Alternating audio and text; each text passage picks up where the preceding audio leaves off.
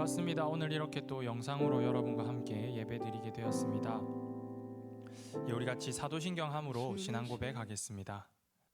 나는 전능하신 아버지 하나님 천지의 창조주를 믿습니다. 나는 그의 유일하신 아들 우리 주 예수 그리스도를 믿습니다.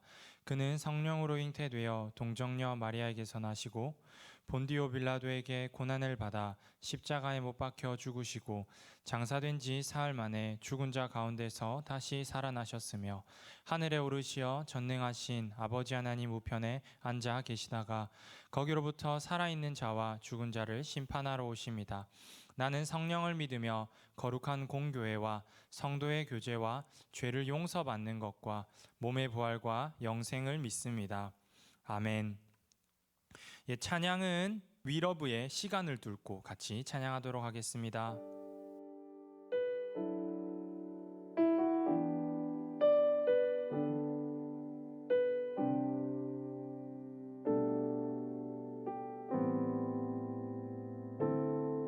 당신의 시간을 뚫고 이 땅 가운데 오셨네. 우리 없는 하늘 원치 않아 우리 삶에 오셨네. 자신의 편안 버리고 우리에게 평안 주셨네. 가장 낮은 자의 모습으로 우리 삶에 오셨네.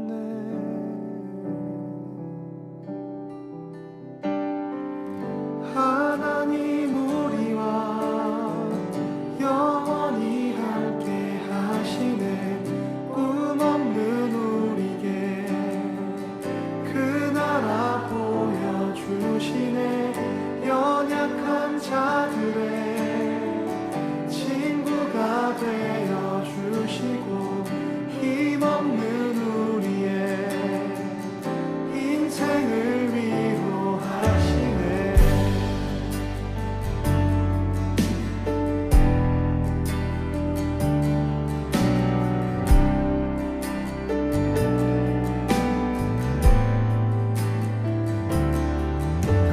시간을 뚫고 땅 가운데 오셨네. 우리 없는 하늘 원치 않아 우리 삶에 오셨네. 자신의 편안 버리고 우리에게 평안 주셨네. 가장 낮은 자의 모습으로 우리 삶에 오셨네. 하나님 우리와 영원히 함께 하시네. 꿈 없는 우리의 그 나라 보여주시네. 연약한 자들의 친구가 되어주시고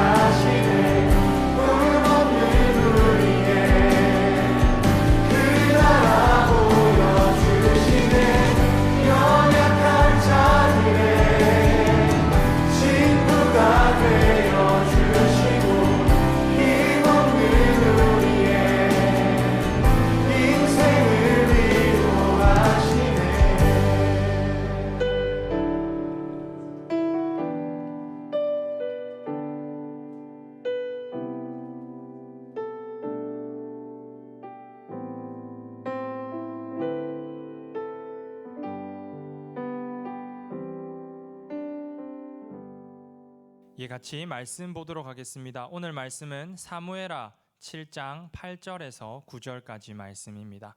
두 절이니까 우리가 다 함께 읽도록 하겠습니다. 그러므로 이제 내 종 다윗에게 이와 같이 말하라. 만군의 여호와께서 이와 같이 말씀하시기를 내가 너를 목장 곧 양을 따르는 데에서 데려다가 내 백성 이스라엘의 주권자로 삼고 내가 가는 모든 곳에서 내가 너와 함께 있어 내 모든 원수를 내 앞에서 멸하였은즉 땅에서 위대한 자들의 이름같이 내 이름을 위대하게 만들어 주리라. 아멘. 오늘 다윗의 이야기에 대해서 오늘 한 번 더 살펴보려고 합니다. 코로나 때문에 이렇게 또 예배를 온라인으로 드리게 되었습니다. 앞으로 한 2주 정도 더 이렇게 될 것 같은데 그래도 우리가 힘을 내어 함께 예배를 드렸으면 좋겠습니다. 오늘 말씀은 지난주에 이어지는 말씀입니다. 다윗이 왕이 되었죠. 사울이 그의 아들들과 함께 블레셋과에서 전투에 나갔다가 패하고 죽음으로 인해서 다윗이 이제 이스라엘의 왕이 됩니다. 그런데 다윗이 처음부터 이스라엘 전체를 다스리진 않았습니다. 처음에는 남쪽 지방을 중심으로 해서 이제 자신이 속해 있던 유다 지파를 중심으로 한 남쪽 지방을 중심으로 해서 다스렸습니다. 그리고 북쪽은 사울의 아들 중 한 명인 이스보셋이라고 하는 사람이 왕이 되어 북쪽을 다스렸습니다. 그렇게 이스라엘이 남쪽과 북쪽으로 나누어져서 약 7년간 각각 다른 왕의 통치를 받게 되었습니다. 그리고 그것을 통일하기 위해서 서로가 전쟁을 하게 되죠. 그리고 결국 다윗이 승리합니다. 승리를 하는데 물론 다윗이 전쟁을 잘한 것도 있었습니다. 그리고 더 많은 사람들이 다윗을 좋아하기도 했는데 이 사울의 아들이었던 이스보셋이 북쪽을 다스렸는데 통치를 잘 하지 못했던 것 같습니다. 그래서 그가 부하에 의해서 암살당하게 됩니다. 그래서 졸지에 왕이 죽어버리니 결국 이제 남쪽과 북쪽이 통일 이스라엘로 되게 됩니다. 다윗은 나라가 갈라진 채로 7년 반을 다스렸고 나라가 통일된 뒤에 33년, 총 40년을 넘는 기간을 왕으로서 이스라엘을 다스렸습니다. 이스라엘을 통일한 다윗은 이제 왕이 되었죠. 그러고 나서 한 일이 뭐냐면 이제 나라를 안정시키고 주변의 국가들 그리고 그런 것들을 정리하기 시작했습니다. 먼저 한 일은 이스라엘 영토 내에 있으면서 이스라엘의 통치를 따르지 않는 이방 민족들을 정복하는 거였습니다. 그들을 쫓아내거나 아니면 그들을 이제 자신들의 통치 아래 놓기 위해서 전쟁을 하였죠. 그 대표적인 것이 뭐냐면 시온성이라고 하는 성이었습니다. 오늘날은 다윗성이라고 불리는 지역인데요. 이제 다윗이 시온 지방을 정복하고 그곳에 자신의 성을 세웠습니다. 그리고 뿐만 아니라 이제 주변의 이웃 나라들과 전쟁을 하기도 시작했습니다. 대표적인 것이 바로 블레셋과의 전쟁이었는데 블레셋은 계속해서 이스라엘을 공격했기 때문에 괴롭혔기 때문에 다윗이 병사들을 이끌고 나가 블레셋과의 전쟁에서 승리하고 더 이상 블레셋이 이스라엘을 넘보지 못하게 하였습니다. 그렇게 안쪽으로도 나라를 안정시키고 밖으로도 주변 국가의 전쟁을 통해 나라를 안정시킬 때에 한 가지 재미있는 사건이 일어납니다. 그것이 뭐냐면 다윗이 있던 성, 다윗성으로 언약궤가 들어옵니다. 이 언약궤라는 것은 이스라엘 백성에게 굉장히 중요한 의미를 가진 것입니다. 언약궤에는 하나님과 이스라엘 백성이 약속을 맺었다라는 것을 증명하는 것이었는데요. 이 언약궤가 다윗성으로 들어오게 됩니다. 다윗은 하나님을 잘 섬겼어요. 자신의 중심에 하나님을 두고 있었고 그리고 그 하나님과의 약속의 증표인 언약궤가 자신의 성으로 들어오자 너무 기뻐서 춤을 추기 시작합니다. 근데 그 춤을 추는데 어느 정도로 춤을 췄냐? 자신이 입고 있던 옷이 다 벗겨져도 신경을 안 쓸 정도로 열정적으로 춤을 췄다는 것입니다. 다윗이 누구입니까? 지금 이스라엘의 왕입니다. 왕이라는 사람은 적어도 이제 겉모습으로 겉으로도 위엄이 있어야 되는 사람이었습니다. 그런데 다윗은 왕으로서의 체신도 겉모습도 전혀 신경 쓰지 않은 채 하나님과의 약속이 담긴 그 언약궤, 하나님이 너무나 기뻐서 하나님이 너무나 좋아서 그렇게 춤을 췄던 것입니다. 여전히 왕이 되었음에도 불구하고 여전히 다윗의 중심이 하나님께 있었다는 것입니다. 그리고 그렇게 왕이 된 이후에도 하나님을 사랑하는 다윗을 보고 하나님도 당연히 다윗을 너무나 사랑했습니다. 그래서 다윗이 이제 주변국의 정리를 다 끝내고 났을 때 이스라엘이 그 당시 그 지역에서 가장 강력한 국가가 되었을 때 하나님께서 선지자를 통해 다윗에게 한 가지 약속을 하십니다. 그 약속이 뭐냐면 바로 오늘 우리가 본 말씀입니다. 그 말씀을 우리 한번 오늘 다시 보도록 하겠습니다.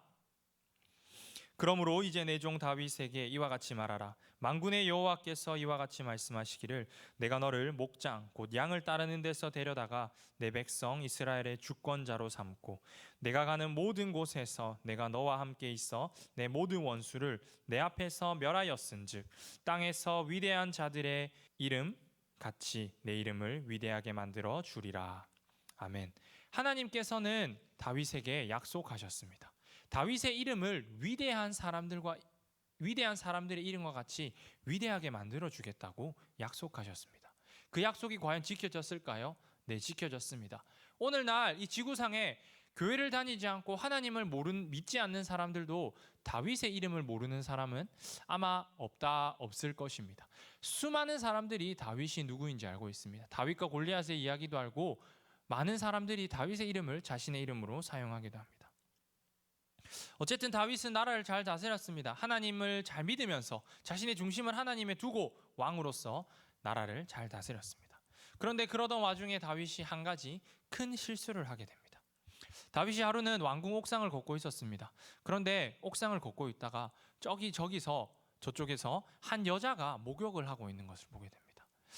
당시에는 이제 건물도 좋지 않았고 이제 밖에서 씻는 것이 일상적이었고 또 왕궁이라는 것이 굉장히 높은 건물이었기 때문에 다윗이 보게 된 것이었죠.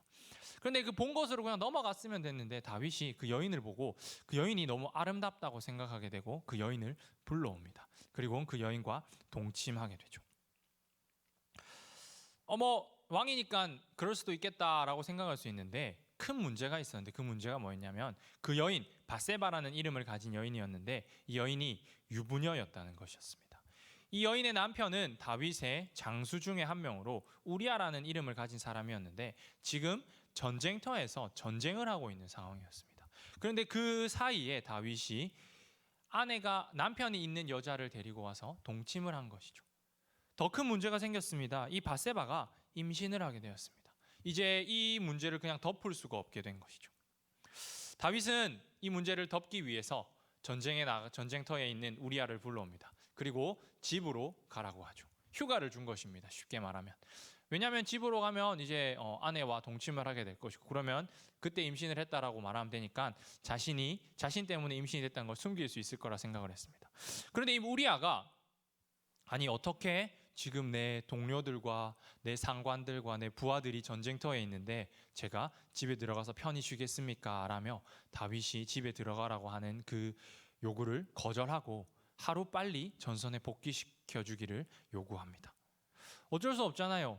들어가지 않겠다라고 하니까. 그래서 다윗이 우리아를 다시 전쟁이 일어나는 곳으로 보내는데 편지를 써서 보냅니다. 그 편지가 뭐냐면 우리아의 지휘관에게 보내는 편지였는데 우리아가 전투가 가장 치열한 곳으로 가서 그곳에서 전사하게 하라라는 명령이었습니다. 결국 우리아는 전투 중 사망하게 됩니다. 당연히 아내였던 바세바는 그 사실로 슬퍼했고 우리아의 장례를 치렀죠. 장례가 끝난 뒤 다윗은 바세바를 불러와 자신의 아내로 삼습니다. 너무나도 악한 일을 한 것입니다. 자신의 욕망을 못 이기고 죄를 지었습니다. 그리고 그 죄를 덮기 위해서 더 큰 죄를 지었습니다. 다른 사람을 죽이기까지 한 것이죠. 그리고는 그것에 대해서 아무렇지 않게 생각하고 바세바를 자신의 아내로 맞이했습니다. 하나님께서는 이런 다윗의 모습을 좋아하지 않으셨습니다. 그리고 결코 내버려 두지 않으셨습니다. 선지자 나단을 보내어 다윗에게 한 이야기를 들려줍니다. 선지자 나단이 다윗에게 와서 한 이야기를 합니다. 가난한 사람과 재물이 많은 사람이 있었습니다. 그런데 이 재물이 많은 사람의 집에 손님이 찾아왔습니다. 그러면 당연히 이 재물이 많은 사람이 자신 소유의 양이나 염소를 잡아야 되는데 가난한 사람의 소유를 뺏어와 그 사람을 대접했습니다 라는 이야기를 들려줬습니다. 다윗이 이 얘기를 듣고 화를 냅니다. 아니 도대체 그 사람이 누구냐? 어떻게 자신의 것이 많음에도 불구하고 가난한 사람의 것을 뺏을 수가 있냐? 당장 그 사람이 누군지 나에게 말해라 라고 합니다. 선지자 나단이 그때 당신이 바로 그 재물이 많은 사람입니다 라고 이야기를 하죠. 다윗이 선지자의 말을 듣고 깨닫습니다.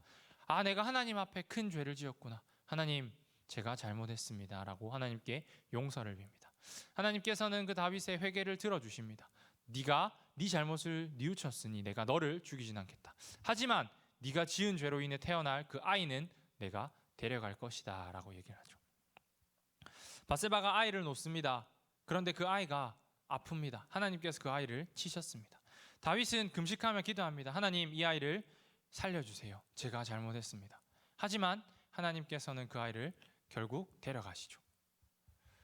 근데 참 멋있는 다윗의 모습이 뭐냐면, 그렇게 하나님께서 아이를 데려가셨을 때 다윗이 하나님을 원망하지 않는다는 것입니다. 자신의 잘못을 뉘우치고 하나님께서 내 잘못을 벌하신 거구나라고 그냥 생각하고 넘어간다는 것입니다.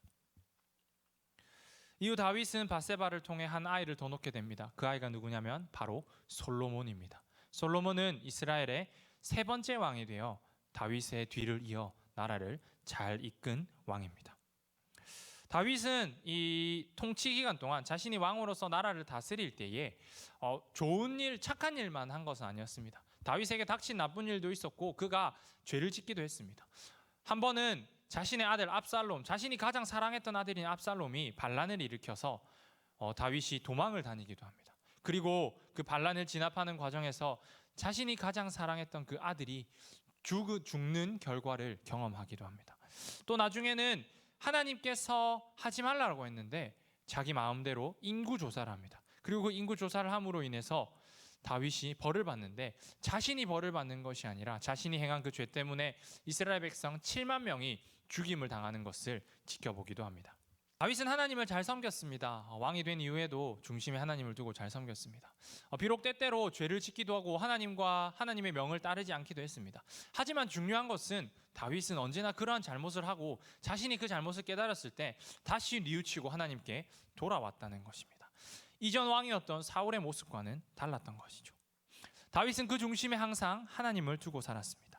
그리고 하나님께서는 그 다윗의 중심을 보시고 다윗에게 내가 네 이름을 위대하게 해주겠다라는 약속을 하셨고, 그 약속이 오늘날까지 이어지고 있습니다. 우리도 지난주에 함께 살펴보았죠. 다윗처럼 그 마음에, 그 중심에 하나님을 두고 살아가야 합니다. 무엇보다 중요한 것이 우리 중심에 하나님이 있느냐 없느냐라는 사실을 기억해야 합니다. 우리가 하나님을 우리 중심에 두고 살아간다면 하나님은 우리를 기뻐하십니다. 그리고 오늘 다윗에게 주신 그 복을 우리에게도 동일하게 줄 것입니다. 우리가 하나님을 잘 믿고 살아간다면 하나님은 그 모습을 기뻐하시고 우리에게 많은 복을 주실 것입니다. 사랑하는 중고등부 여러분, 우리 중심에 하나님을 두고 살아갑시다. 무엇보다 중요한 하나님이 우리 삶의 우선순위가 되도록 합시다. 하나님이 무엇보다 중요하다는 것을 항상 기억하며 살아갑시다. 그렇다면 그 외의 나머지 것들은 하나님께서 자연스럽게 베풀어 주실 것입니다. 이번 한 주간 살아가면서 하나님을 우리의 중심에 두고 살아가는 우리 중고등부가 되기를 간절히 소망합니다. 우리 시간 함께 제가 기도하도록 하겠습니다. 하나님 아버지, 감사합니다. 오늘 이 시간 우리가 또 영상으로라도 이렇게 함께 예배 드릴 수 있게 해주신 감사합니다. 하나님, 비록 코로나로 인하여 우리가 함께 모여 예배 드리지는 못하지만 이렇게 드리는 예배를 통하여 우리의 마음을 하나로 모아주시고 하나님께 집중할 수 있도록 인도해 주세요. 하나님, 오늘 우리가 살펴본 다윗의 이 이야기를 통하여서 우리도 다윗처럼 우리 중심에 하나님을 두고 살아가기 원합니다. 이 세상 무엇보다 중요한 하나님을 우리 마음속에 두고 하나님을 우리의 우선순위에 두고 살아갈 수 있도록 우리의 삶을 인도하여 주시옵소서.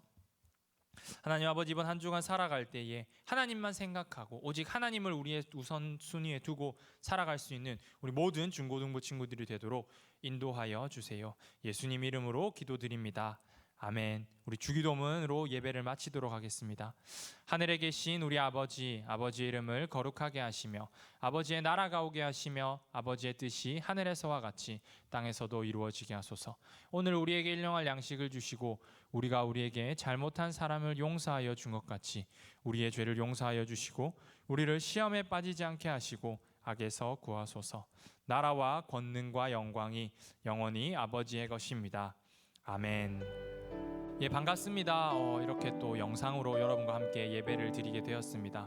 코로나로 인해서 이 정부에서 발표를 했죠. 앞으로 한 2주 정도 더 이렇게 예배를 드려야 하는데 우리가 비록 함께 모이지는 못하지만 계속해서 정해진 시간에 함께 예배를 드렸으면 좋겠습니다. 그리고 우리가 또 그렇게 나중에 다시 모였을 때 함께 예배할 수 있도록 그렇게 우리가 예배 드리는 이 거룩한 습관을 이어나갔으면 좋겠습니다. 여러분들 학교 다닌다고 다들 수고가 많으십니다. 격주로 가는 친구들도 있고 매주 가는 친구들도 있는데 어쨌든 우리가 이 코로나 걸리지 않도록 방역 열심히 잘 지키도록 합시다. 이렇게 또 영상으로 제가 여러분 만나지 못하지만 주중에 또 제가 여러분과 연락을 드리도록 하겠습니다. 그리고 유튜브 오셨으면 댓글 달아주시면 감사하겠습니다. 예, 다음 주에 뵙도록 하겠습니다. 안녕.